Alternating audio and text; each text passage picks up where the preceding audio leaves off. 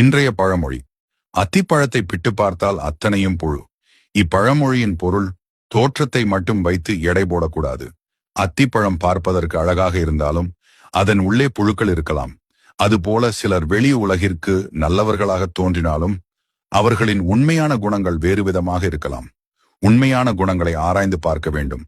ஒருவரை பற்றி முழுமையாக தெரிந்து கொள்ள அவரை பற்றி ஆராய்ந்து பார்க்க வேண்டும். அவர்களின் செயல்கள், பழக்க வழக்கங்கள் மற்றும் பிறருடன் அவர்கள் பழகும் விதம் போன்றவற்றை கவனிக்க வேண்டும். வெளித்தோற்றத்தை விட உள்மனமே முக்கியம். ஒருவரின் உண்மையான மதிப்பு அவரது குணநலன்களில்தான் உள்ளது. காசு பணத்தை விட அம்மாதான் பிடிக்கும்னா இந்த வீடியோவை லைக் பண்ணிட்டு கமெண்ட்ல ஐ லவ் மாம் என்று பண்ணுங்க. பாப்போம் எத்தனை பேர் கமெண்ட் பண்றீங்க. வெளித்தோற்றம் கவர்ச்சிகரமாக இருக்கலாம், ஆனால் அது நிலையானது அல்ல. நல்ல குணங்களை கொண்டவர்களே உண்மையான மதிப்புக்குரியவர்கள்.